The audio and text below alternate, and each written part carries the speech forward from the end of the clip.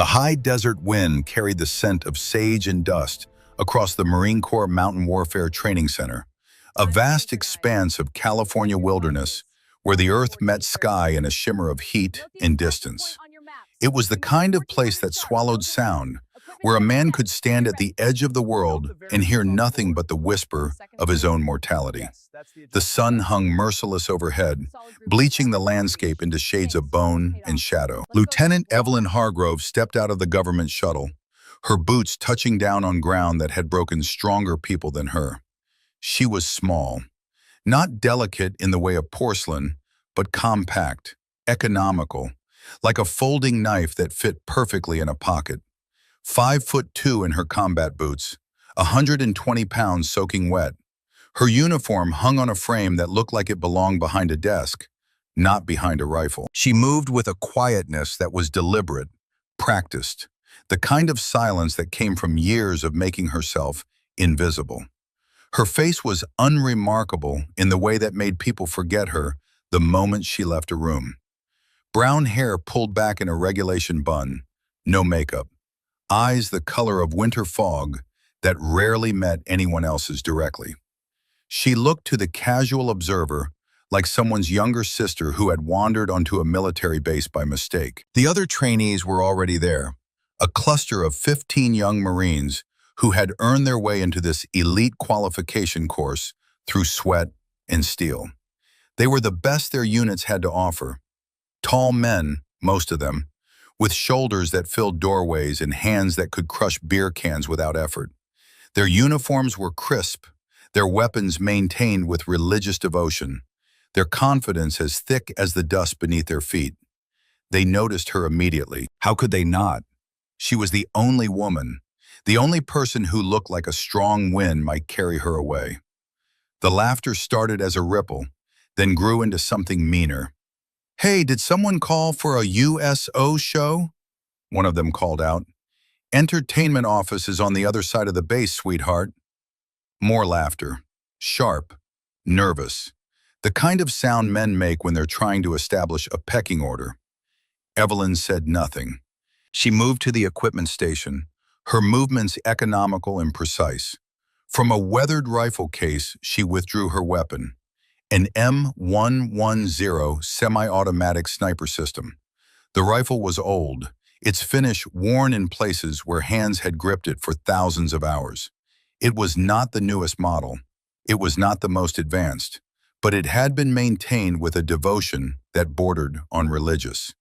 If anyone had looked closely, really looked, they would have seen something etched into the stock. Tiny marks, 51 of them, each no bigger than a grain of rice, carved with the tip of a knife blade. But no one looked closely. They saw what they expected to see, a woman out of her depth. Gunnery Sergeant Garrett Thorne emerged from the instructor's building like a storm system gathering on the horizon. He was 39 years old and looked like he had been carved from the same red rock that surrounded them. 6'3", 240 pounds. His face was all hard angles and sun damage, his eyes the pale blue of a gas flame. He had spent 15 years in the Marine Corps, 12 of them as a sniper instructor, and he wore his authority like body armor. He stopped when he saw Evelyn. His expression shifted from neutral to something approaching amusement. "Look what we have here," he said, his voice carrying across the range with the ease of someone used to being heard. "Gentlemen, it appears command has sent us a diversity checkbox." The trainees laughed again, emboldened by their instructor's tone. Thorne walked a slow circle around Evelyn, his boots crunching gravel. She stood at attention, eyes forward, spine straight. She was so still she might have been carved from stone. "What's your name, Lieutenant?" Thorne asked, stopping in front of her. "Hargrove, sir. Evelyn Hargrove." Her voice was quiet, not weak, quiet. There was a difference, though most men never learned it. "Hargrove," Thorne repeated, tasting the name. "Let me guess, admin officer? Logistics? Someone at division thought it would be good optics to send a woman through the course, get some photos for the recruiting materials?" "No, sir." "No, sir," Thorne mimicked. "Well, Lieutenant Hargrove, This is the Marine Scout Sniper Qualification Course, the hardest marksmanship training in the United States military. Men twice your size have washed out in the first week. Men who could bench press you without breaking a sweat. He leaned in slightly, his voice dropping to something almost conversational. The recoil from that rifle would break your collarbone. The math required for long-range ballistics would make your head spin. And the physical demands of this course would put you in the medical tent before sunset. So I'm going to do you a favor. I'm going to assign you to observer status. You can watch, take notes, tell your friends you tried. No harm, no foul. Evelyn met his eyes for the first time. Hers were calm, unnervingly calm. The kind of calm that came from seeing things that rewrote the definition of fear. I'd prefer to participate fully, sir. Thorne's smile was cold. I'm sure you would, Princess, but this isn't about what you prefer. This is about maintaining standards. I won't have someone get hurt on my range because we lowered the bar for political correctness. He turned to address the group. All right, listen up. This is week 1, day 1 of an 8-week course that will test every aspect of your capability as a marksman and as a Marine. 50% of you will not finish. The Ghost Shot Challenge at the end of this week will eliminate half of those who remain. By the time we're done, only the best will earn the designation of Scout Sniper. He gestured to the distant mountains, where heat waves made the landscape dance and shimmer. Out there, at 1,800 meters, is a man-sized steel target. 4 Marines in the history of this Corps have ever hit that target on their first attempt. It's called the Ghost Shot because most people never even see where their bullet goes. The wind out here is chaos. The mirage is a liar. And the math is unforgiving. The trainees shifted, their earlier confidence tempered by the reality of what lay ahead. Thorne continued, his voice building like a sermon.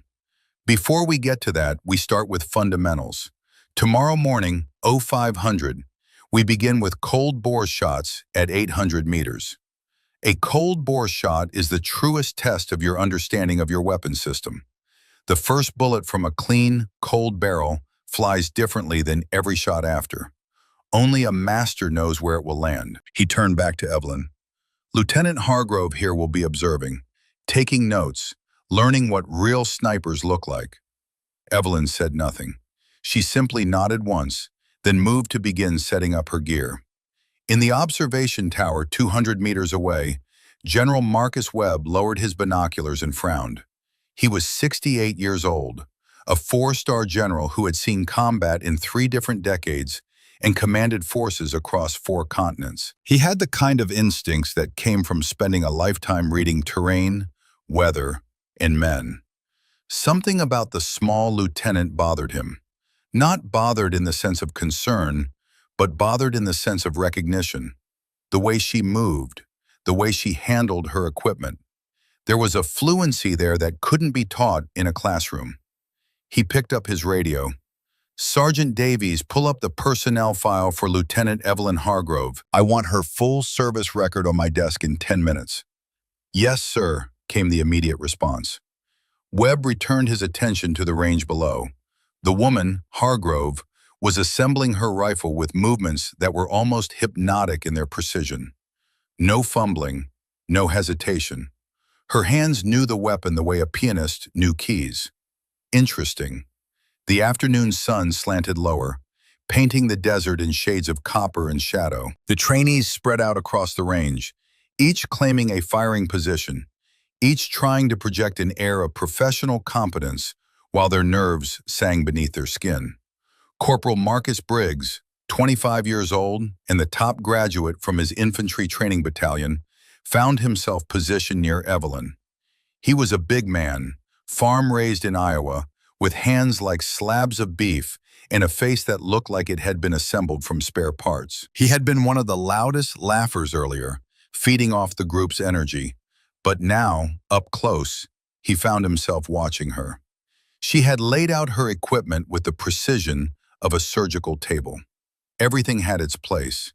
Her data book, a worn leather notebook, sat at her right hand. Her wind meter, an analog kestrel unit that looked older than she was, rested beside it. No ballistic computer, no tablet, no modern conveniences that the rest of them took for granted. "Ma'am," he said, his voice lower than before, almost apologetic. You need any help setting up?" Evelyn glanced at him. Her expression was unreadable. "No thank you, Corporal." "It's Briggs, Marcus Briggs." He shifted his weight. "Look, don't take what happened earlier personally. The guys, they just—" "I don't," she said quietly, "take it personally." She returned her attention to her rifle, running a bore snake through the barrel with practiced efficiency. Briggs watched her for another moment, then shook his head and moved back to his own position. There was something off about her. Not wrong, just off. Like a puzzle piece that didn't fit where you expected it to, but fit perfectly somewhere else. The day ended without incident. Thorne dismissed them with instructions to be on the range at 0500 the next morning, rested and ready. The trainees dispersed toward their barracks, their conversation a mixture of bravado and anxiety. Evelyn was the last to leave. She cleaned her rifle in the fading light, her movements meditative. When she finally packed her equipment and stood, the desert was painted in shades of purple and gold, and the first stars were beginning to appear in the darkening sky. She walked alone back to her quarters, a small room in the junior officer housing that smelled of disinfectant and old carpet. On the wall above her bunk hung a single photograph, two people in desert camouflage, their arms around each other's shoulders, squinting into harsh sunlight. The man was maybe 30, built like a wrestler, with a broad smile and eyes that crinkled at the corners. The woman was younger, leaner, her expression more serious, but her posture relaxed in a way she never allowed in public. Sergeant Marcus Reed, her spotter, her partner, her friend, dead 3 years now in Kabul. An IED that should have killed them both. He had thrown himself between her and the blast, his body becoming a shield that saved her life and ended his. She looked at the photo for a long moment, then turned away and began to prepare for tomorrow. Morning came cold and sharp, the desert trading its furnace heat for a chill that sank into bones. The trainees assembled on the range as the sky lightened from black to deep blue to the pale wash of dawn. They moved with the stiffness of men who had slept poorly, their nerves keeping them in that shallow place between rest and waking. Thorne was already there, of course, looking as fresh as if he had slept in a 5-star hotel. He stood with his arms crossed, his expression unreadable, as the trainees formed up. "Cold bore test," he announced without preamble. 800 meters, you get one shot. One. This is not about grouping. This is not about adjustment. This is about knowing your weapon so completely that you can predict exactly where that first cold bullet will strike. He gestured to the distant target, a steel silhouette that looked impossibly small against the vast backdrop of mountain and sky. The wind is blowing 12 to 15 miles per hour from the northwest. Temperature is 42 degrees and rising. Humidity is 15%. Your ballistic computers will give you a solution. Whether you trust it is up to you. The first shooter took position. His name was Lance Corporal Davidson, a man from Georgia with a sniper qualification from infantry school and a chip on his shoulder the size of a cinder block. He consulted his ballistic computer, made his adjustments, and settled into his firing position. The shot rang out, a sharp crack that echoed off the distant ridgeline. Everyone watched the target through spotting scopes. Dust puff. 3 feet left, 2 feet low. "Miss," Thorne called out. "Next." The second shooter fared no better. 2 feet right, 1 foot high. The third shot missed by even more. Thorne's expression never changed, but there was something in his eyes that looked almost satisfied. He was building a narrative. This is impossible. This is hard. This is why only the best make it. "Lieutenant Hargrove," he called out. Evelyn stood. She had been sitting cross-legged on her shooting mat, her rifle across her lap, watching the others. She moved to the firing line without hurry. "You sure you want to do this?" Thorne asked, his voice carrying just enough volume for everyone to hear. That rifle kicks like an angry mule. I'd hate for you to end up in medical on day 2. I'm sure, sir. She knelt behind her rifle, settling into the prone position with a grace that made the movement look effortless. But she didn't immediately put her eye to the scope. Instead, she produced her wind meter, held it up, and watched the impeller spin. She wasn't looking at the digital readout. She was feeling the wind, reading it with senses that went beyond numbers. Then she opened her data book. The pages were filled with dense columns of handwritten notes. Numbers, observations, weather conditions cross-referenced with ammunition lots and temperature variations. It was the accumulated wisdom of thousands of hours behind a rifle, distilled into cramped handwriting that only she could decipher. "What's that?" one of the trainees whispered. "Her recipe book?" Laughter. Nervous, uncertain laughter. Evelyn ignored it. She made a minute adjustment to her elevation turret. Click. Then another adjustment to her windage. Click, click. The movements were so small they were almost invisible, but they were made with absolute certainty. She settled into the rifle, her breathing slowing until it was barely perceptible. The world narrowed. The jokes faded. The watching men disappeared. There was only the reticle, the target, and the space between them. Thorne stood over her, waiting for the mistake, waiting for the excuse to pull her off the line and send her packing. The rifle barked. The recoil drove back into her shoulder with 40 foot-pounds of energy, but she absorbed it like water absorbing a stone, her body flowing with the force rather than fighting it. Through the spotting scopes, 15 sets of eyes watched the target. Center mass. Perfect. The silence that followed was heavier than the gunshot. Thorne's jaw tightened almost imperceptibly. "Wind call," he said, his voice flat. "Lucky read." But even as he said it, he knew it wasn't luck. You didn't get lucky with a cold-bore shot at 800 meters in a shifting crosswind. You got skilled. Evelyn stood, her expression unchanged, and returned to her mat to clean her rifle. She didn't celebrate. She didn't even look at the others. She simply began her post-shot ritual, running a cleaning patch through the barrel, checking the bolt face, noting the ambient temperature in her data book. Briggs, watching from his position, felt something shift in his perception. The jokes from yesterday suddenly felt hollow, mean-spirited in a way that made him uncomfortable. In the observation tower, General Webb's aide approached with a tablet. "Sir, that personnel file you requested." Webb took the device, his eyes scanning the screen. What he saw made him sit up straighter. "Classified," he muttered. "Why is half her record classified?" He scrolled further. What wasn't classified was impressive enough. Distinguished marksman badges, rifle expert qualification, graduate of Scout Sniper School, deployment to Iraq, deployment to Afghanistan. But there were gaps, large black rectangles where information should have been, redacted sections that required clearances even he didn't have immediate access to. He picked up his radio. "This is General Webb. I need a classification override on personnel file Charlie Hotel 7732. Route it through JSOC if necessary. I want full disclosure by end of day." Sir, that might take end of day, Sergeant." "Yes, sir." Webb returned his attention to the range. The small lieutenant was now sitting quietly, her rifle across her lap, watching the other trainees take their shots.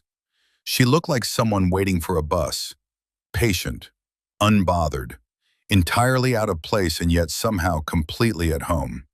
The morning wore on, the sun climbed higher, burning away the chill and replacing it with the familiar desert heat. More trainees took their cold bore shots. The success rate remained dismal. Only 2 others managed hits, and neither was as clean as Evelyn's. At 10:00, Thorne called for a break. The trainees dispersed to refill water bottles and find shade where they could. The desert offered little mercy, but the equipment sheds provided at least some relief from the direct sun.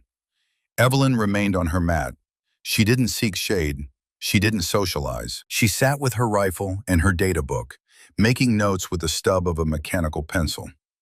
Thorne approached her, his shadow falling across her work. "That was a decent shot this morning, Lieutenant," he said. His tone was carefully neutral, but there was an edge beneath it. "Beginner's luck has a way of running out, though." Evelyn looked up at him. Her gray eyes were calm. "Yes, sir. You understand the standards here, right? This isn't infantry school. This isn't basic marksmanship. We're building precision instruments. Marines who can reach out and touch someone at distances that would make a normal rifleman weep." "I understand, sir." Thorne crouched down, bringing himself closer to her eye level. It was meant to be conversational, almost friendly, but there was something predatory in the movement. "Between you and me, I don't think you belong here. I think someone at Division made a decision based on politics rather than capability. But I'm a fair man. I'll give you every opportunity to prove me wrong." He paused. "Or prove me right." "I appreciate that, sir." He stood, his knees cracking slightly. "This afternoon, classroom instruction, ballistics, atmospheric effects, the Coriolis effect. Math gets complicated. Hope you brought your calculator." He walked away before she could respond. Briggs, who had been close enough to overhear, shook his head. He moved over to Evelyn's position, squatting down on his heels. "He's testing you," Briggs said quietly, "trying to get in your head." "I know." "For what it's worth, that shot this morning was impressive. I've seen guys with years of experience miss that shot." Evelyn glanced at him, then back to her data book. "Thank you, Corporal." "Briggs. Call me Briggs." He scratched his jaw. "Look, I wanted to apologize for yesterday. The jokes and all that. It wasn't right." "It's fine." "No, it's not. My mama would slap me sideways if she heard me talking to a woman like that. Military or not." He stood. "Anyway, if you need anything, let me know." He walked away, leaving Evelyn alone with her rifle and her thoughts. The afternoon classroom session was held in a cinder-block building that had all the charm of a prison cell. Metal folding chairs, a whiteboard at the front, a lectern. The air conditioning worked, barely, pushing tepid air through vents that rattled with every cycle. Thorne stood at the front, a pointer in his hand, a series of complex equations written on the board behind him. "Long-range shooting is applied physics," he began, his voice taking on the cadence of someone who had given this lecture 100 times. "Every shot you take is influenced by dozens of variables: wind speed and direction, air temperature and density, humidity, the rotation of the Earth itself." He tapped the board with his pointer. "The Coriolis effect. Most shooters never have to worry about it because they're not shooting far enough. But at the distances we engage, the rotation of the Earth will push your bullet off course. In the northern hemisphere, that deflection is to the right. The formula is complex, but the principle is simple. You must account for the fact that your target is moving, even when it's standing still." He went on, building the lecture like a wall, brick by brick. Muzzle velocity, ballistic coefficients, transonic destabilization, spin drift, the Magnus effect. The trainees took notes, their faces showing varying degrees of comprehension and confusion. Evelyn sat in the back, her notebook open, her pencil moving, but she wasn't transcribing his lecture word for word. She was doing something else, working through calculations, checking his math, and finding errors. Thorne had written a formula for calculating wind deflection at extreme range. It was close, but it wasn't right. He had used a simplified version that worked for most conditions, but failed to account for vertical wind components in mountainous terrain. She circled the error in her notebook, then wrote the correct formula beneath it. "Questions?" Thorne asked, turning to face the class. No one spoke. "Good, then you're all following." His eyes landed on Evelyn. "Lieutenant Hargrove, you're being awfully quiet back there. This all making sense?" "Yes, sir." "Ballistic coefficients. Can you explain what a G7 drag model is and when you'd use it over a G1? It was a gotcha question. Technical. Esoteric. The kind of thing most people forgot 5 minutes after learning it. Evelyn's voice was quiet but steady. A G7 drag model is designed for long, sleek, boat-tail bullets, more accurate than G1 for modern match ammunition at extended ranges because it better represents the bullet's actual drag profile through transonic and subsonic flight. Thorne's expression didn't change. And the formula for calculating spin drift? Drift equals the time of flight squared, multiplied by the spin rate, adjusted for gyroscopic stability factor. For a right-hand twist, drift is right.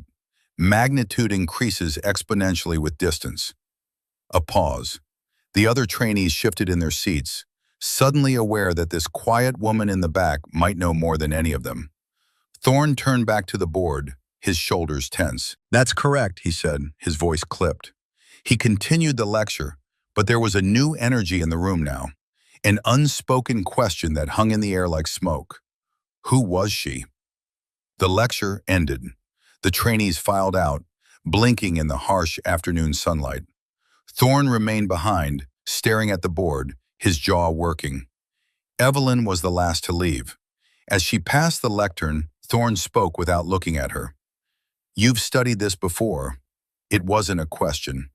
"Yes, sir." "More than studied, you've used it." She paused at the door. "Yes, sir." Thorne finally turned to look at her. His pale blue eyes were searching, trying to find the angle, trying to understand what he was dealing with. "This isn't a game, Lieutenant. I don't know what strings got pulled to get you here, but this course breaks people. Strong people. People who have spent their entire lives preparing for this." "I know, sir." "Do you?" He stepped closer. "Because from where I'm standing, you're a political statement, a photo op waiting to happen.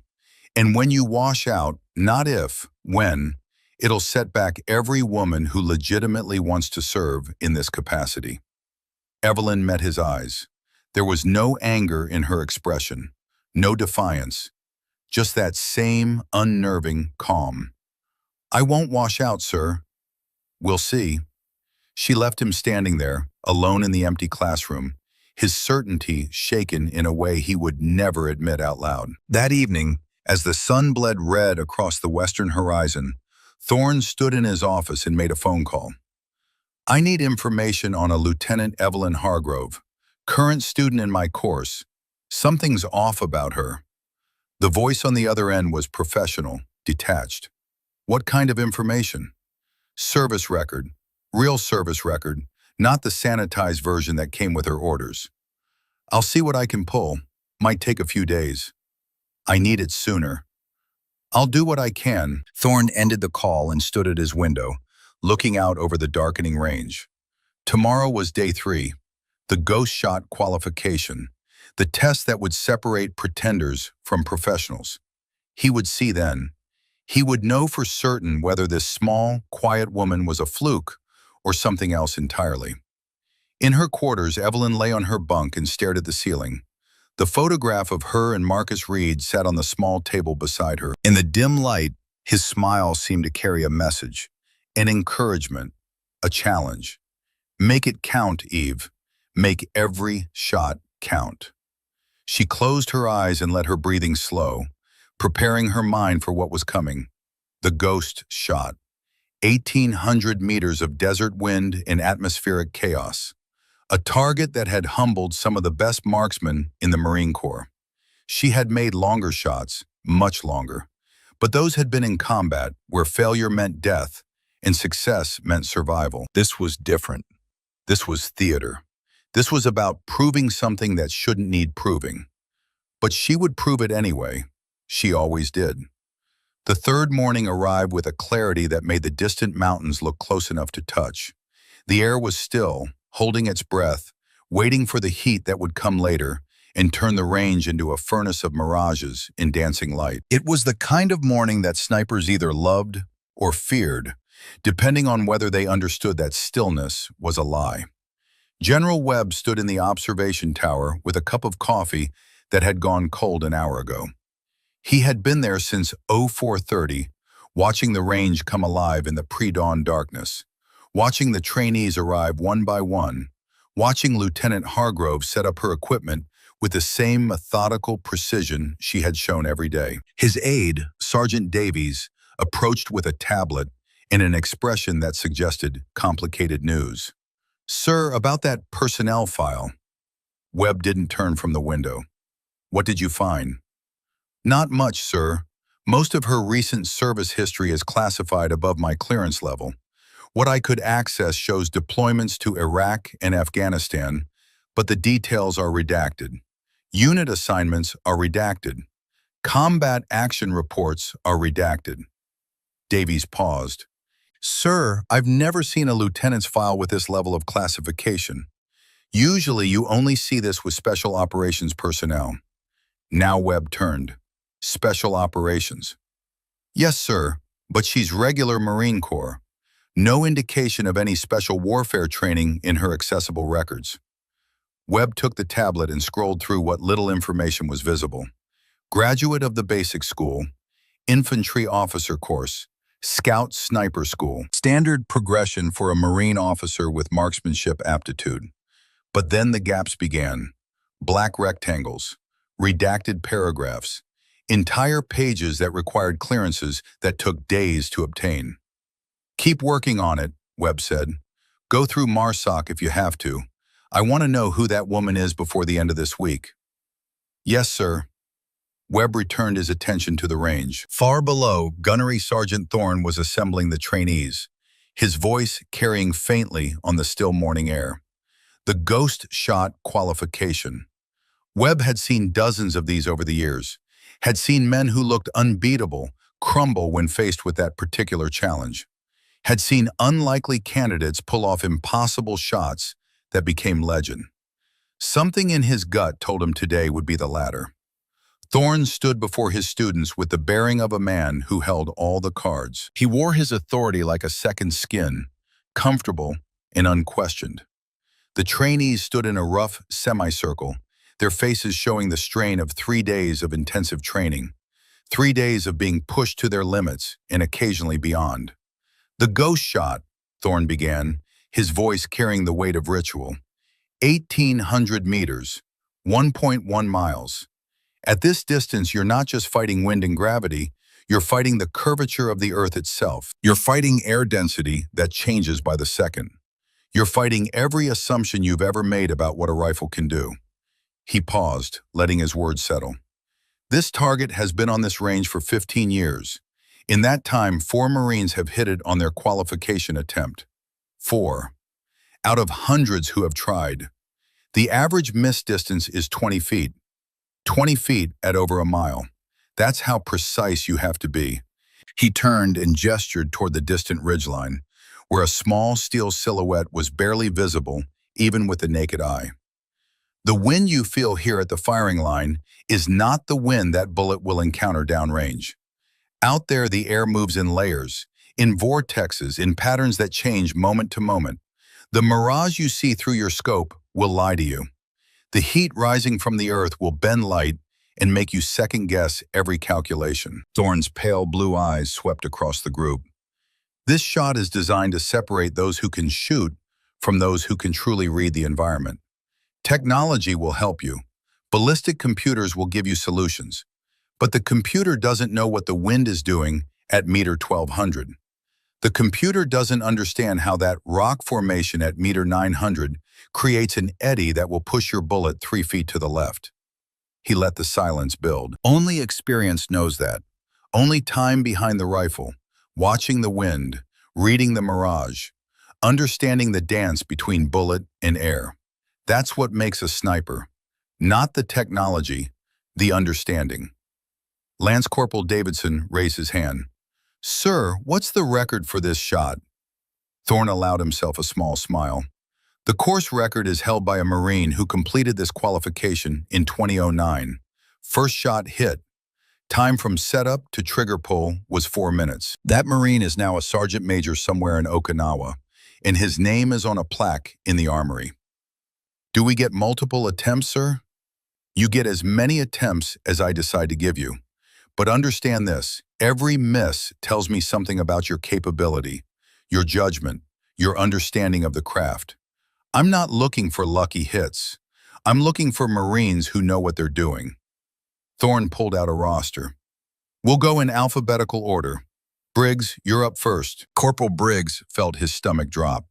He had been hoping to watch a few others first, to get a sense of how the wind was playing, to learn from their mistakes. But there would be no warm-up, no practice run. He moved to the firing line, his M110 feeling heavier than usual. His ballistic computer was already calculating, numbers scrolling across the small screen. Wind speed, temperature, barometric pressure. It gave him a solution. 12.3 mils elevation, 2.7 mils right windage. He dialed in the adjustments, settled into his prone position, and tried to steady his breathing. Through the scope, the target swam in a soup of heat mirage. The crosshairs danced. His heart hammered against the earth. He waited for the wind to calm, for a pocket of stillness that never quite came.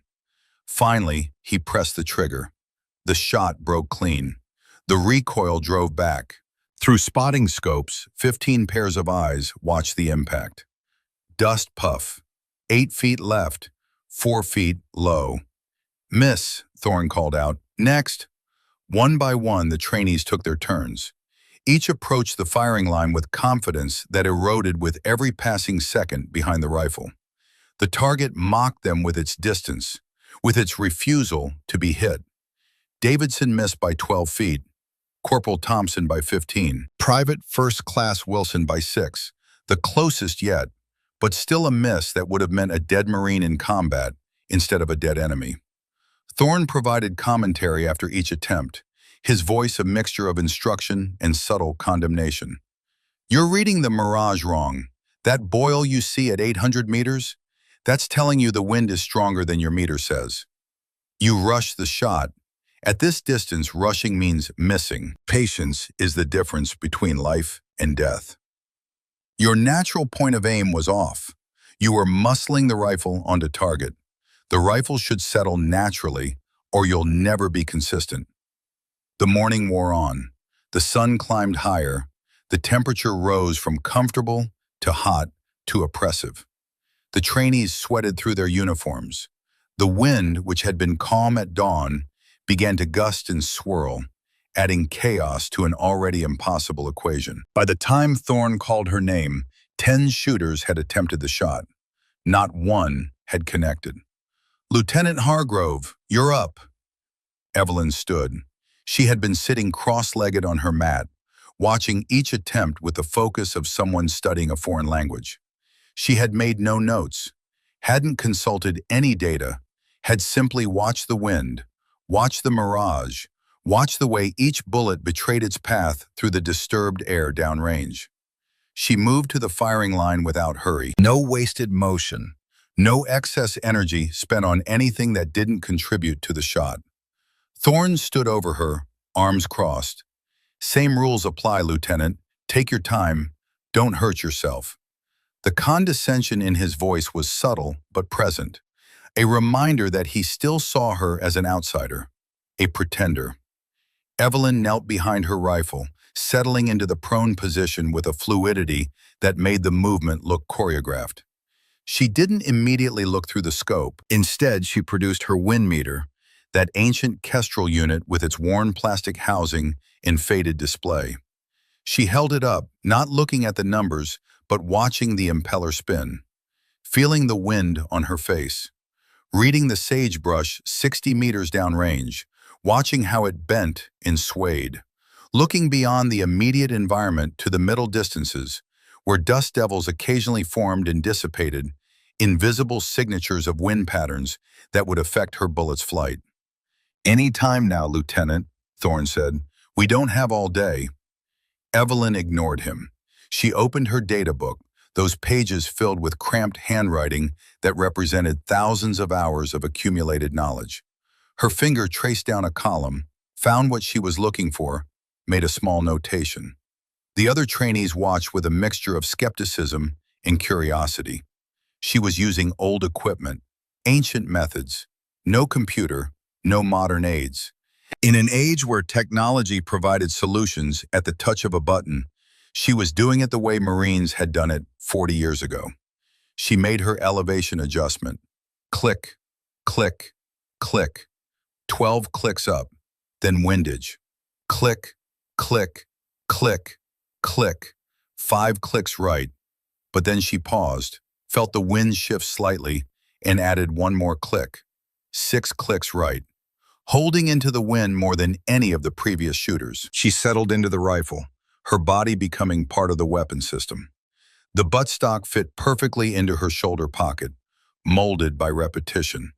Her cheek found its natural place on the cheek rest. Her eye found the scope at exactly the right distance, the full sight picture clear and bright. Through the reticle, the target was a shimmer, a ghost indeed, dancing in heat waves that rose from the scorched earth. The mirage made it look like it was underwater, distorted and unreliable. But Evelyn didn't look at the target. She looked at the vegetation behind it. Sparse as it was, there were scattered patches of desert grass and sage. She watched how they moved. They told her what the mirage wouldn't, the truth of the wind at that specific location. Her breathing slowed, became rhythmic, mechanical.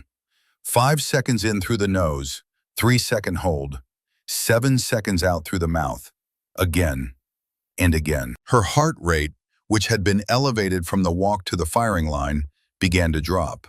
70 beats per minute, 65, 60. The world narrowed to the size of the reticle. Everything else, the watching men, the harsh sun, the voice of doubt that lived in every shooter's mind, faded into a gray nothing. She wasn't aiming at where the target was. She was aiming at where it would be in the 3.4 seconds it would take the bullet to travel 1,800 meters. She was aiming at a point in space and time that didn't exist yet, trusting mathematics and experience and instinct to converge in a single moment of perfect execution. The trigger press was not an event. It was a process. Steady pressure, increasing, increasing. The rifle would tell her when it was ready. The trigger would break when it was supposed to. A surprise that wasn't a surprise. A moment that she created but didn't force. The shot broke. The rifle recoiled. The muzzle climbed. The cartridge ejected in a brass arc that caught the sunlight. And then, silence. That terrible, wonderful silence that exists in the space between cause and effect. The bullet was in flight, an invisible messenger carrying her will across desert air, through heat and wind and the random chaos of atmospheric conditions. 3 seconds felt like 3 hours. Thorne had his spotting scope trained on the target, his face showing nothing but professional attention. The other trainees watched through their own optics, hardly daring to breathe. Then, impossibly, a sound drifted back across the vast distance.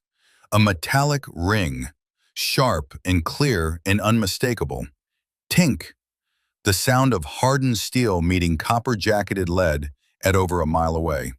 The sound of precision made manifest. The trainees stared. Thorne's jaw tightened almost imperceptibly. Through the spotting scopes, they could see the fresh impact crater, dead center on the steel silhouette. The silence that followed was profound. It was the silence of assumptions being shattered, of certainties being called into question, of a natural order being disrupted. Evelyn remained in position for a moment longer, watching her sight picture, confirming the hit through her own scope.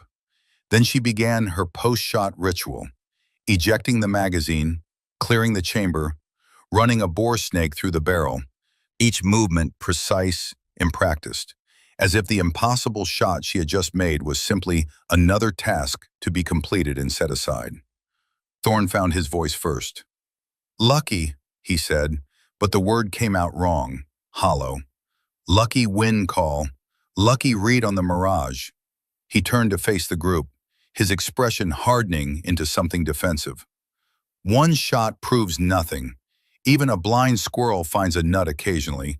This could have been a fluke, a 1 in 1,000 chance where everything aligned." But even as he said it, he could feel the ground shifting beneath him. The trainees were looking at Evelyn differently now. The casual dismissal, the easy mockery, it was draining away, replaced by something that looked like respect. Or perhaps fear. Fear of the unknown. Fear of being wrong. Briggs, still smarting from his own miss, couldn't help but speak up. "Sir, with respect, that didn't look like luck. That looked like she knew exactly what she was doing." Thorne's pale eyes fixed on him. "Did I ask for your assessment, Corporal?" "No, sir, but—" "Then keep it to yourself." Thorne turned back to Evelyn, who was now cleaning her rifle with the same methodical attention she gave everything. She hadn't celebrated, hadn't even smiled. It was as if hitting an impossible target at over a mile was simply what she did. Expected, routine. "Lieutenant Hargrove," Thorne said, his voice taking on a formal edge. "That shot is under review. We need to verify the target systems are functioning correctly before any official qualification can be recorded." Evelyn looked up at him, her gray eyes calm. "I understand, sir. Furthermore, there are questions about procedural compliance. I need to review the range safety protocols before—" "Gunnery Sergeant Thorne," the voice came from behind them, carrying the kind of authority that made everyone snap to attention without thinking. General Webb was descending from the observation tower, his stride purposeful, his face unreadable. Thorne turned, his back straightening. "Sir." Webb walked past the assembled trainees without acknowledging them, his focus entirely on Thorne. When he reached the instructor, he stopped, arms crossed. "The target systems are functioning perfectly, Gunny. I had them calibrated myself 2 days ago. And unless you've recently added telepathy to your skill set, I suggest you stop trying to explain away what we all just witnessed." "Sir, I was simply noting that you were trying to invalidate a perfect shot because it doesn't fit your preconceptions." Webb's voice was quiet, but carried an edge that could cut steel. "I've seen a lot of shooting in my career, Gunny. That wasn't luck. That was mastery." Thorne's face flushed slightly, but he held his ground. "Sir, with all due respect, one shot that 10 other Marines just failed to make. One shot that required reading wind conditions I'm not sure you could read. One shot that this lieutenant made look easy." Webb paused. "Pull up her personnel file." "Sir, I don't have—" "Pull it up now, Gunny. On your tablet. Let's see what we're dealing with." Thorne's hands moved to his ruggedized tablet with visible reluctance. He tapped the screen, navigating to the personnel database, typed in Evelyn's name, waited for the file to load. What appeared on the screen made his face go pale. The file was sparse. Most of the relevant sections were blocked by black rectangles and warnings about classification levels. But what was visible was enough to make his world tilt on its axis. Unit designation, redacted. Primary MOS, redacted. Secondary MOS, 0317. Scout Sniper. Deployments, Iraq 2019 to 2020, Afghanistan 2021 to 2022, redacted. Redacted. Combat Action Reports, classified. Awards, Bronze Star with Valor Device, 2. Purple Heart, Navy Commendation Medal with Valor Device, redacted. Redacted. Confirmed Enemy KIA, redacted. Longest Recorded Engagement, redacted.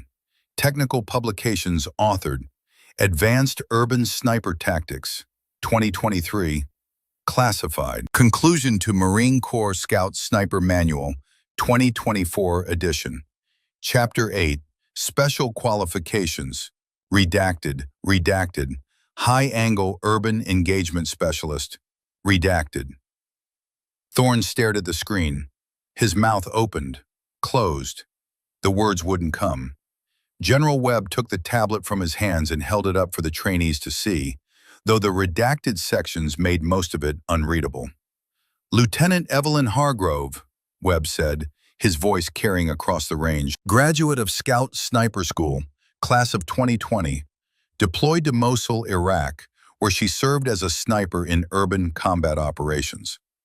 Deployed to Kabul and Kandahar, Afghanistan, where she engaged in counter-insurgency operations." He paused, letting the information sink in. Those redacted sections, those are classified because they involve special operations that are still active or sensitive. But I can tell you what's been declassified. Lieutenant Hargrove has over 50 confirmed combat eliminations. 50. She holds 2 Bronze Stars for actions in combat. One of those was awarded after she single-handedly held off an insurgent assault on a firebase by eliminating an RPG team at 1,600 meters, saving the lives of 23 Marines who would have been overrun.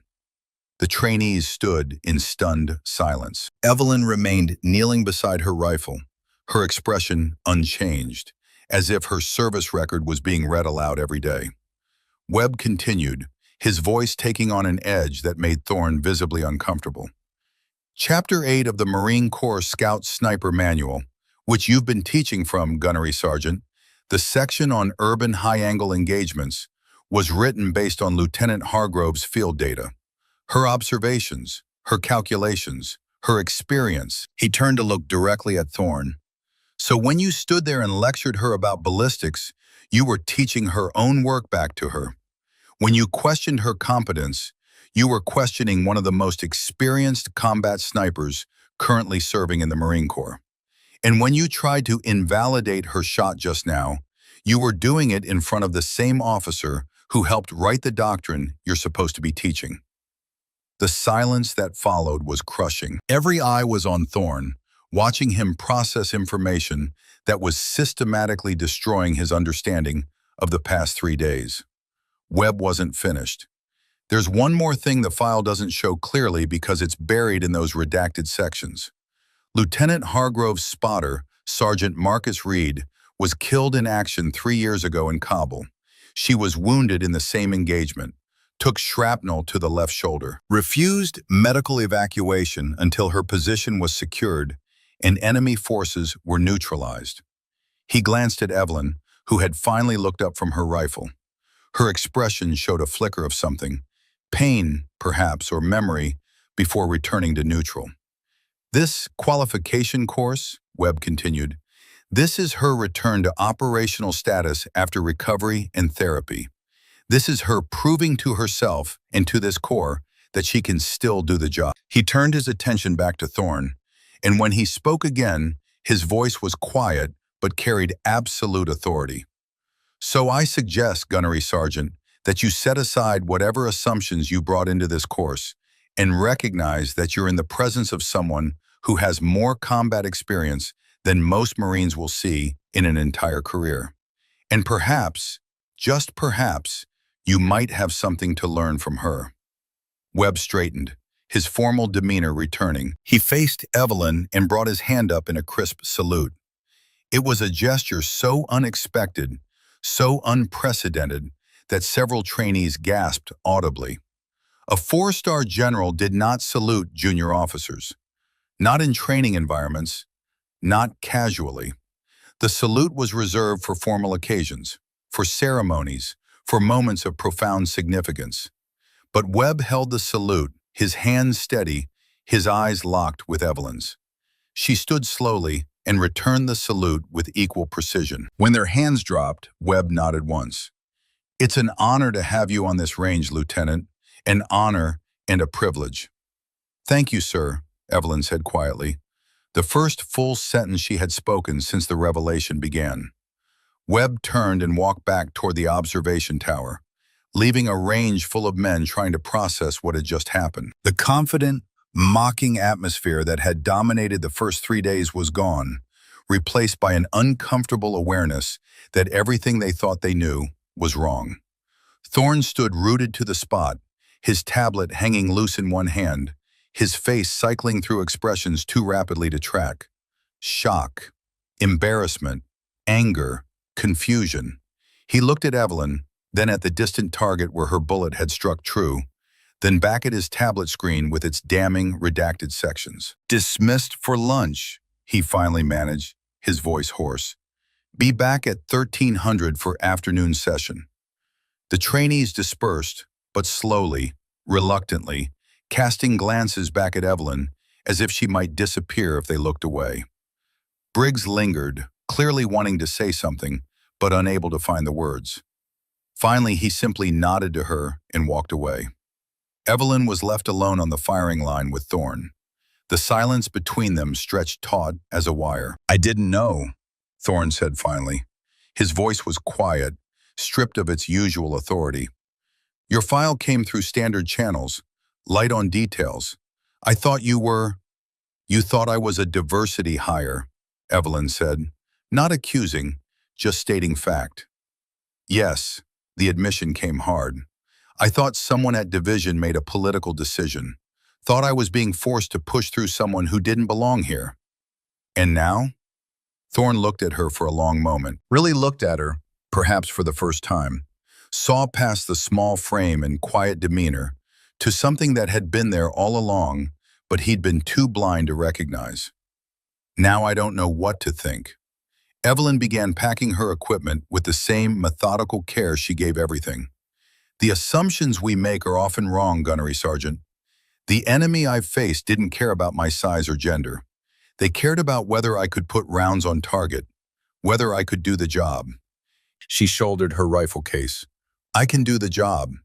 She walked away, leaving Thorne standing alone on the firing line, his certainty shattered, his pride in ruins, forced to confront the reality that his prejudice had blinded him to excellence. The afternoon sun hung like a judgment over the California desert, turning the air into something visible, something that shimmered and bent light into lies. In the shade of the equipment shed, the trainees sat in small groups, their conversation muted, their earlier confidence replaced by something more cautious. The revelation about Lieutenant Hargrove had rewritten the narrative of the course, had transformed what they thought they understood about capability and appearance and the nature of expertise itself. Corporal Briggs sat with his back against the corrugated metal wall, his MRE untouched in his lap. He kept replaying the morning in his mind. The casual mockery, the easy assumptions, the jokes about diversity hires and checkboxes. Every word now felt like a stone he would carry. Private First Class Wilson, 22 years old and fresh from infantry battalion, spoke what several of them were thinking. 50 confirmed kills. She's got more combat experience than our entire platoon combined. More than that, another trainee added. Those redacted sections. You only get that level of classification if you're doing work that's seriously black ops. Special mission units. She's been places we'll never hear about. Briggs finally opened his MRE, more for something to do with his hands than from hunger. We were complete assholes to her. We didn't know, Wilson offered weakly. That's the point, Briggs said, his voice harder than usual. We should have treated her with respect regardless. She's a Marine. She earned her rank. That should have been enough. Across the range, in the instructor's office that was little more than a plywood box with air conditioning, Gunnery Sergeant Thorne sat at his desk and stared at nothing. His tablet lay in front of him, Evelyn's personnel file still displayed, those black redacted sections mocking him with what he couldn't know and what he should have guessed. His phone buzzed, a text message from his contact at Division Personnel. Couldn't get much more on Hargrove. What's not redacted is impressive enough. Why are you asking? Thorne didn't reply. What would he say? That he had spent 3 days humiliating one of the most experienced combat snipers in the Marine Corps? That he had let his assumptions about gender and capability blind him to obvious signs of professional mastery? He had been teaching for 12 years, had qualified hundreds of Marines, prided himself on his ability to spot natural talent, to recognize potential, to separate those who could make it from those who would wash out. And he had been completely, catastrophically wrong about her. The door opened without a knock.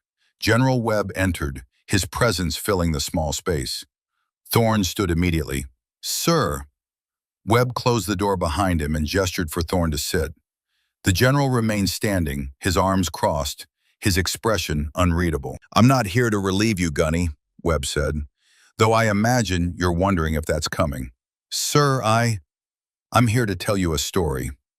Webb moved to the window, looking out over the range where heat waves turned the distant mountains into watercolors. 26 years ago, I was a captain, Battalion S3. I had a new lieutenant assigned to my unit.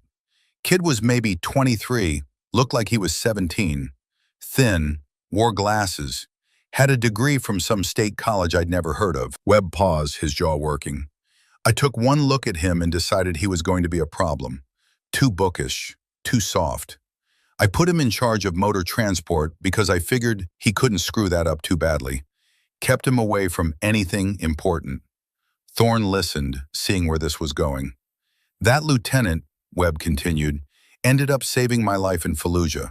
Pulled me out of a burning Humvee after an IED strike. Carried me 200 meters under fire to a casualty collection point. Got a Silver Star for it. Last I heard, he's a colonel commanding a Marine Expeditionary Unit. Webb turned to face Thorne.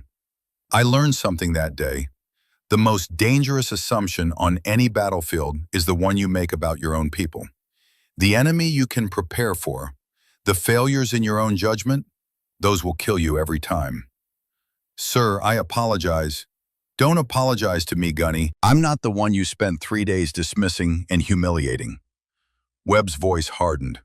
That lieutenant out there has seen things we can only imagine, has done things that earn redacted files and classified commendations, and you treated her like she was wasting your time. The words landed like physical blows. Thorne felt his face flush. What do you want me to do, sir? I want you to be a better instructor, a better Marine. Webb moved toward the door, then stopped. And I want you to understand something. That woman doesn't need this qualification. Her combat record speaks for itself. She's here because she needs to prove something to herself, to get past whatever demons came home with her from Kabul. Your job is to help her do that, not to tear her down. Webb left without waiting for a response. Thorne sat in the empty office for a long time, the air conditioning humming, the afternoon heat pressing against the thin walls. Finally, he stood, straightened his uniform, and walked out into the harsh sunlight. He had a course to run, Marines to train, and a massive error in judgment to somehow correct. The afternoon session was scheduled for classroom instruction, but Thorne changed the plan. He gathered the trainees on the range, in the shade of a canvas awning that did little to cut the heat, but at least blocked the direct sun. Change of schedule, he announced. We're going to talk about what happened this morning. The trainees shifted uncomfortably. Evelyn sat slightly apart from the group, her expression neutral, her data book open on her lap. Thorne took a breath, squaring his shoulders. I was wrong, he said. The words came hard, dragged up from a place that resisted their speaking. About Lieutenant Hargrove. About what I assumed she was capable of. About why she was here. He looked directly at her. I saw someone who didn't fit my preconception of what a sniper should look like, and I let that blind me to obvious signs of competence. I disrespected a fellow Marine who has more combat experience than most of us will ever accumulate. For that, I apologize. Publicly, without reservation. Evelyn met his eyes but said nothing. Thorne continued, his voice gaining strength. There's a lesson in this for all of you. The enemy doesn't care about your assumptions. They'll exploit every blind spot you create. In combat, underestimation is a bullet you fire at yourself. The deadliest person on any battlefield is often the one you notice least. He gestured toward the distant target, still bearing the mark of Evelyn's shot. That target has humbled dozens of qualified Marines, but Lieutenant Hargrove hit it on her first attempt, using methods most of you dismissed as outdated. Why? Because she understands something fundamental that technology can't teach. She reads the environment, feels the wind, understands the terrain. That knowledge came from experience, from time behind the rifle in conditions where mistakes meant death. Briggs raised his hand. Sir, how do we develop that kind of understanding? You listen, Thorne said. You watch. You learn from people who know more than you do, regardless of whether they fit your mental image of what an expert should be. He turned to Evelyn. Lieutenant, would you be willing to walk us through your shot this morning? Explain how you read the conditions? It was a request, not an order, an invitation, an acknowledgement that she had knowledge worth sharing. Evelyn closed her data book and stood. She was silent for a moment, and several trainees wondered if she would decline. But then she spoke, her voice quiet but carrying clearly in the still air. The wind at the firing line was 12 miles per hour from the northwest, but that's not the wind that mattered. At 800 meters, there's a rock formation that creates an eddy. The wind accelerates around it, then creates a dead space immediately behind it. You can see this by watching the dust patterns. She walked to the edge of the awning, pointing toward the distant terrain. At 1,200 meters, the terrain drops into a slight depression. Cooler air settles there. The bullet enters that zone and experiences increased air density, which creates additional drag. You have to account for that, or you'll hit low. The trainees listened with an intensity they hadn't shown in any previous class. Beyond 1,500 meters, the wind becomes more consistent because you're above the terrain features that create turbulence. But the mirage makes it hard to see. So you don't look at the mirage. You look past it, find reference points, vegetation, rocks, anything that shows you what the air is actually doing. She paused, her gray eyes distant, seeing something beyond the physical landscape. The ballistic computer gives you a starting point, but it can't account for the specific conditions of a specific moment on a specific range. That's where experience comes in. Pattern recognition, understanding how temperature gradients affect bullet flight, how terrain shapes wind, how to read signs that most people miss because they're looking at screens instead of Earth. How long did it take you to develop that understanding? Wilson asked. Years, Evelyn said simply. Thousands of rounds, hundreds of hours watching wind, tracking mirage, learning to see what the environment was telling me. There's no shortcut. You have to put in the time. She returned to her seat, the brief lesson finished. But something had shifted in the group dynamics. The trainees looked at her differently now, not with the casual dismissal of before, but with something approaching reverence. Thorne cleared his throat. All right, for the remainder of the week, we're adjusting the training schedule. Those of you who missed the ghost shot this morning will get additional attempts. But before you shoot, you'll spend time with Lieutenant Hargrove, learning her method for reading environmental conditions. He looked at Evelyn. If you're willing to share that knowledge, ma'am. Evelyn nodded once. I'm willing. The next 3 days became a master class in precision shooting. Evelyn worked with the trainees individually and in small groups, teaching them to slow down, to observe, to understand that shooting at extreme distances was as much about patience and perception as it was about technology and mathematics. Briggs was her most attentive student. He arrived early each morning, stayed late each afternoon, absorbed every word she spoke. His shooting improved dramatically. By day 5, he successfully hit the ghost shot target on his 3rd attempt, a feat that earned him handshakes from the other trainees and a rare nod of approval from Thorne. But it was Wilson who surprised everyone. The young private, who had seemed overwhelmed by the course's demands, spent hours with Evelyn learning to read mirage. On day 6, he hit the target on his 2nd attempt, his celebration loud and genuine. You taught me to see, he told Evelyn afterward, his voice thick with emotion.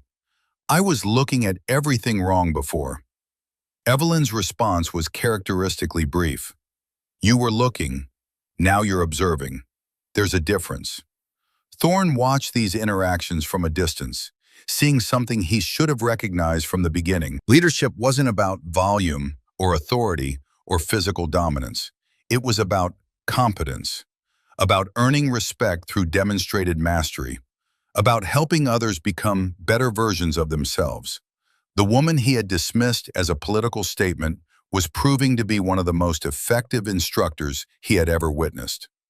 On the evening of day 6, Thorne found Evelyn alone on the range, long after the other trainees had left. She was at the 1,800-meter line, her rifle set up, but she wasn't shooting.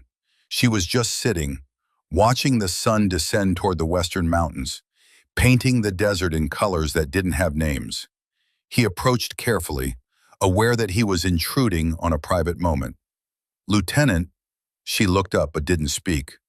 Thorne sat down on the ground a few feet away, his knees protesting the movement. They sat in silence for a while, watching the light change, listening to the wind that never completely stopped in this place.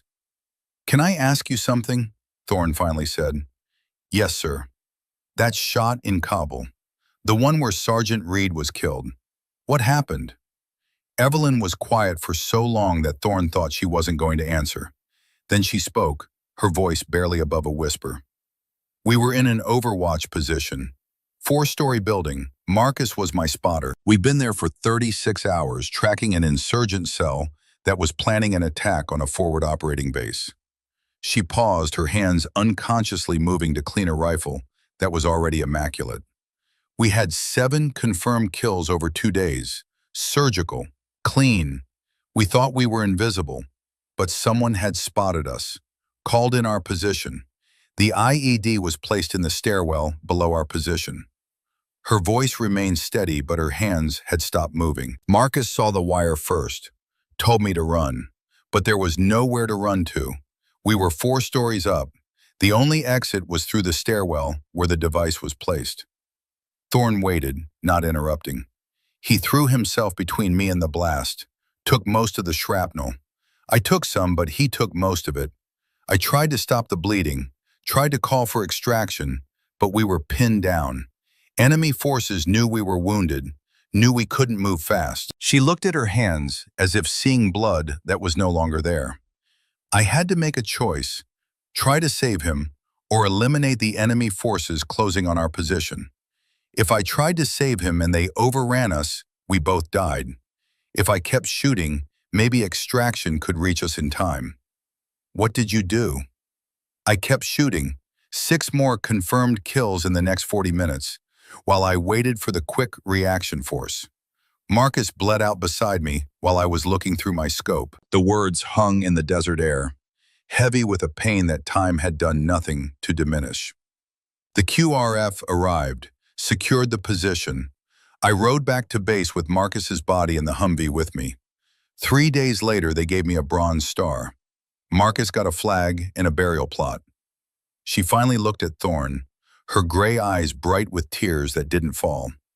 "So when you ask me why I'm here, why I need this qualification, it's because I need to prove I can still do the job. That Marcus didn't die so I could walk away. That the shots I made that day, the choice I made, mattered for something." Thorne felt something break in his chest. A calcification of pride and certainty that had been there so long he'd forgotten it was a choice. "He would be proud of you," Thorne said quietly. "The Marine you've become, the instructor you are. You honor his memory by being excellent." "I hope so." They sat together as the sun completed its descent, and the desert turned from gold to purple to the deep blue of twilight. No more words were necessary. The silence between them had transformed from hostile to companionable. 2 professionals sharing the weight of decisions made under fire. Day 7 arrived with news that changed everything. General Webb called an emergency formation at 0600. The trainees assembled, confused and anxious, wondering what could warrant such an unusual gathering. Webb stood before them with an expression that revealed nothing. "Change of plans," he announced. "We've received a challenge from the Army Sniper School at Fort Moore. They claim Marine standards have dropped. They want to settle the question of who produces the better marksman." A murmur went through the formation. The rivalry between Marine and Army snipers was legendary, friendly but fierce, each service convinced of their own superiority. "They've proposed a competition," Webb continued. "One shooter from each service. Distance of 2,200 meters. First to hit wins bragging rights for the next year and a plaque that will hang in the winter schoolhouse. 2,200 meters. Over 1.3 miles. Beyond the current Marine Corps record. Beyond what most shooters considered possible with standard equipment. The Army is sending their best," Webb said. "Staff Sergeant Daniels, veteran of multiple deployments. Over 80 confirmed kills, their current course record holder. He paused, letting the information settle. We need to send our best to meet him. Lieutenant Hargrove stepped forward. Evelyn moved from the formation, her expression showing nothing. Webb looked at her for a long moment, then spoke words that carried the weight of institutional faith. Lieutenant, you are the best marksman I have ever observed. Your combat record speaks for itself. Your performance this week has been exemplary, but this shot is beyond anything you've attempted in training. It's at the edge of what's technically possible. He paused. I'm not ordering you to take this shot. I'm asking, will you represent the Marine Corps? Evelyn didn't hesitate. Yes, sir. The competition is scheduled for tomorrow morning at 0700. You'll have tonight to prepare. Range will be yours exclusively after 1600 today. Webb turned to Thorne. Gunnery Sergeant, you'll serve as her coach and support. Whatever she needs, you provide. Yes, sir. The formation was dismissed, but the energy on the range had transformed. What had been a training course was now something else, a crucible. A test not just of Evelyn's skill, but of everything the Marine Corps taught about precision, discipline, and rising to impossible challenges. The news spread across the base with the speed of wildfire. By afternoon, word had reached division. By evening, Marines from other units were asking permission to observe. The simple competition had become something larger than itself. A symbol, a statement about capability and standards, and the Marines who upheld them. Evelyn spent the afternoon in solitude, walking the range, studying the terrain at 2,200 meters, noting every rock formation, every change in elevation, every feature that would affect wind and bullet flight. She filled pages in her data book with observations and calculations, building a mental map of the environment she would have to master tomorrow. Thorne watched from a distance, understanding that this was her process, her way of preparing. He had offered to help, and she had quietly declined. This was work she had to do alone. As the sun began to set, Evelyn finally set up her rifle at the firing position. But she didn't load it. She simply settled into position behind it, looking through the scope at the target that had been placed at the extreme distance. So far away it was barely visible, even with magnification. Thorne approached, carrying 2 bottles of water. He set one beside her and sat down with the other. You don't have to do this, you know, he said. Webb gave you an out. No one would blame you for declining. I would, Evelyn said simply. Why? What does this prove? She was quiet for a moment, then spoke with more words than she had offered since the course began. When Marcus died, something in me broke. The certainty I had, the confidence that I could make the shot when it mattered. I came back from Kabul different, hesitant, second-guessing. That's death for a sniper. She adjusted her cheek weld slightly, her eye never leaving the scope. This qualification was supposed to prove I could still do it. But the ghost shot wasn't enough. It was too familiar, too close to distances I'd already mastered. I need something harder, something that pushes me past what I think is possible, something that proves I'm not broken. You're not broken, Thorne said with conviction. You're one of the most capable Marines I've ever met. The fact that I was too blind to see it doesn't change that truth. Evelyn finally looked away from her scope, meeting his eyes. Thank you, Gunny, but I need to prove it to myself. Tomorrow morning, when I'm behind that rifle, it won't be about Marines versus Army. It'll be about whether I can trust myself again, whether I can make the shot that matters. Thorne nodded slowly. He understood now, in a way he hadn't before, what drove her. The need to reclaim something that trauma had stolen. The necessity of testing herself against the impossible to prove that the possible was still within reach. Then let's make sure you're ready, he said. Walk me through your plan for tomorrow. They spent the next 3 hours together, instructor and student roles reversed, as Evelyn explained her strategy, the hold-off she would use, the atmospheric calculations, the way she would read the terrain. Thorne listened, asked questions, offered observations. and slowly came to understand that he was witnessing a level of mastery that came along perhaps once in a generation. When they finally left the range, the stars were brilliant overhead, the Milky Way a river of light across the darkness. Tomorrow would tell whether that mastery was enough. Morning came cold and still, as if the desert itself was holding its breath. By 0630, over 200 Marines had gathered around the range, perched on every available vantage point. Word had spread beyond the base. The competition had become an event. Staff Sergeant Daniels arrived with a small contingent from Fort Moore. He was 34, built like a linebacker, with the confident bearing of someone who had never met a challenge he couldn't overcome. His rifle was a custom build, state-of-the-art in every respect, with a scope that cost more than some used cars. He and Evelyn shook hands, the gesture professional but carrying the weight of institutional rivalry. "Good luck, Lieutenant," Daniel said. "May the best shooter win." "You too, Staff Sergeant." The rules were simple. Each shooter would get 3 attempts. Best hit won. In the event both missed all 3, or both hit, the shooter with the closest grouping would be declared the winner. A coin toss determined order. Daniels would shoot first. He took his time setting up, consulting his ballistic computer, conferring with his spotter, adjusting his equipment. The confidence radiated from him like heat. This was a man who believed victory was already his. His first shot broke clean. The sound echoed across the desert. Everyone watched through optics, waiting for the impact. Dust puff, 6 feet right, 3 feet high. Close, impressively close for such an extreme distance. But a miss was a miss. His second attempt, 5 minutes later, was even closer. 3 feet right, 1 foot high. The crowd murmured. He was walking the rounds in, getting closer with each attempt. One more adjustment might do it. His third shot was the best yet.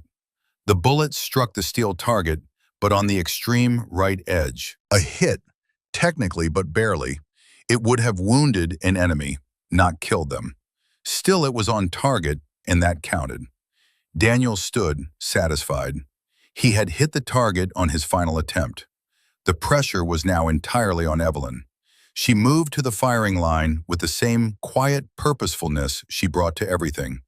No hurry, no wasted motion. She set up her rifle, that worn M110, with its hash marks and custom modifications earned through years of use. She didn't consult a computer. She opened her data book, that leather-bound repository of accumulated knowledge. She held up her wind meter, watching the impeller, feeling the morning air. She looked at the distant target, then past it, reading signs that only she could see. 10 minutes passed. 15. The crowd grew restless. Some wondered if she was stalling, trying to wait for better conditions. But Thorne, standing beside her as her coach, understood. She was building a complete picture of the environment. Every variable, every factor that would affect the bullet's 3.8-second flight.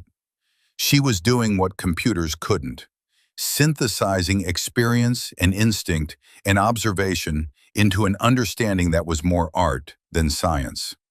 Finally, she settled into position. Her breathing slowed. The world narrowed to the reticle and the target and the space between them. Thorne watched her, this lieutenant who had proven every assumption wrong, who had turned dismissal into a masterclass in competence. He found himself hoping, perhaps even praying, though he wasn't a religious man. The first shot broke. The recoil drove back. The spent casing ejected in a brass arc. And then silence. 3.8 seconds of waiting, of hoping, of collective breath held. Tink. The sound was distant but unmistakable. Through the spotting scopes, the impact was clear. Center mass, perfect. The crowd erupted. Marines cheered. Some threw their covers in the air. It was a release of tension that had been building since dawn. But Evelyn didn't celebrate. She remained in position, watching through her scope, confirming the hit, then beginning her post-shot ritual as if nothing extraordinary had happened. She had 2 more shots available, but she didn't take them. One was enough. One perfect shot that said everything that needed saying. Staff Sergeant Daniels approached, his expression showing respect that bordered on awe. "That was the best shooting I've ever seen, ma'am. It's an honor to lose to someone at your level." Evelyn stood and shook his hand. "You pushed me, made me better. Thank you for that." General Webb descended from the observation tower, and for the second time in a week, rendered a salute to Lieutenant Evelyn Hargrove. This time, the entire gathered formation followed his lead. Over 200 Marines saluting one small woman who had just rewritten the record books. When the hands dropped, Webb spoke, his voice carrying across the suddenly silent range. "New Marine Corps record, 2,212 meters. First shot hit, set by Lieutenant Evelyn Hargrove, who has proven beyond any doubt that the measure of a Marine is not their size or gender or appearance, but their skill, their discipline, and their unwavering commitment to excellence." He turned to address the crowd. "Let this day stand as a reminder. We judge people by their capabilities, not by our assumptions. We measure them by their actions, not by our biases. And we honor those who, through dedication and sacrifice, push the boundaries of what we believed possible." The crowd erupted again. This time, Evelyn allowed herself a small smile. Not of pride exactly, but of relief. The thing she came here to prove, to herself more than anyone else, had been proven. She could still make the shot, could still trust her skills, was not broken beyond repair by the trauma of Kabul and the loss of Marcus Reed. The celebration continued, but Evelyn quietly slipped away, returning to the range where she had made her record shot. She sat alone in the morning sun, her rifle across her lap, looking at the distant target that bore the mark of her bullet. Thorne found her there an hour later. "You're missing your own victory party," he said. "I know." He sat down beside her. "For what it's worth, I'm sorry. For how I treated you, for what I assumed, for being too stubborn and blind to see what was right in front of me." "You apologized already, Gunny." "I know, but I needed to say it again. Needed you to know that I learned something from you. About competence, about humility, about the difference between confidence and arrogance." Evelyn nodded slowly. "We all have blind spots. The question is whether we're willing to acknowledge them when they're revealed." They sat together in comfortable silence, watching the heat waves begin to rise as the day warmed. Finally, Evelyn spoke again. "What happens now, after this course ends?" Thorne considered the question. "Webb wants you to stay on as an instructor, help redesign the curriculum, bring some of your experience into the formal training program. And you? How would you feel about that?" "Honestly," Thorne allowed himself a slight smile, "terrified, because I'd have to confront my own inadequacy every day, but also grateful, because I'd learned more from you than I ever could on my own." Evelyn looked at him, measuring his sincerity, and found it genuine. "I'll consider it." The weeks that followed became the stuff of legend. The story of the ghost shot and the record at 2,200 meters spread through the military community and beyond. Evelyn's name appeared in professional journals, in training documents, in conversations among snipers who had never met her but knew her reputation. The range where she made her shots was unofficially renamed Hargrove's Ridge. The target at 2,200 meters was preserved, never to be repainted, bearing the mark of a bullet that had rewritten history. Evelyn accepted the position as an instructor. She worked alongside Thorne, and together they reformed the curriculum to emphasize not just technology, but observation. Not just calculation, but understanding. Not just strength, but precision. Female enrollment in sniper training increased by 300% over the next year. Young women across the military saw in Evelyn's story proof that capability mattered more than appearance, that dedication could overcome any obstacle, that excellence was gender neutral. Thorne became Evelyn's most devoted advocate. He told her story to every new class, not as a tale of his own humiliation, but as a lesson in the dangers of assumption and the necessity of recognizing competence in all its forms. He taught his students to judge people by their actions, to respect earned expertise, to understand that the quiet professional was often the most dangerous. Corporal Briggs, inspired by Evelyn's mentorship, went on to become one of the top-ranked snipers in the Marine Corps. He credited his success to learning to see rather than just look, to observe rather than just watch. On the one-year anniversary of her record shot, Evelyn stood at Hargroves Ridge with a small group of colleagues. They had placed a memorial plaque at the 2,200-meter line. It bore a simple inscription: "In memory of Sergeant Marcus Reed, USMC, killed in action, Kabul, Afghanistan. The shots we make honor those who made them possible." Evelyn stood before the plaque for a long time, her hand resting on the cold metal. Thorne stood nearby, respectful of her private moment. Finally, she turned to him. "He would have loved this story," she said quietly. "The underestimated shooter proving everyone wrong. The impossible shot made possible. The transformation of doubt into certainty." "He trained you well," Thorne said. "No, he believed in me when I didn't believe in myself. There's a difference." She looked back at the distant target, that small piece of steel that had changed everything.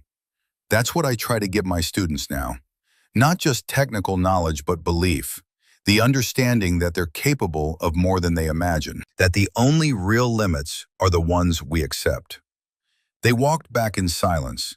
Behind them, the target stood sentinel, a piece of steel that had become something more. A line drawn between assumption and truth. A monument to every warrior who was underestimated, who proved the doubters wrong not with words, but with precision. The desert night fell silent, stars appearing one by one like witnesses to what had transpired. Hargroves Ridge stood empty now, but the target at 2,200 meters bore its permanent mark, a testament to skill, discipline, and the dangerous assumptions that silence could shatter. The most powerful lessons, like the most perfect shots, required no explanation. Evelyn Hargrove had spoken. The Marine Corps had listened. And in barracks and classrooms across the world, her story would be told not as a tale of gender or diversity, but as the truth every warrior needed to hear. Competence has no size, no shape, no voice. It simply is. And when it speaks, the only sound is the inevitable ring of steel meeting lead across impossible distance. The sound of excellence, undeniable and pure.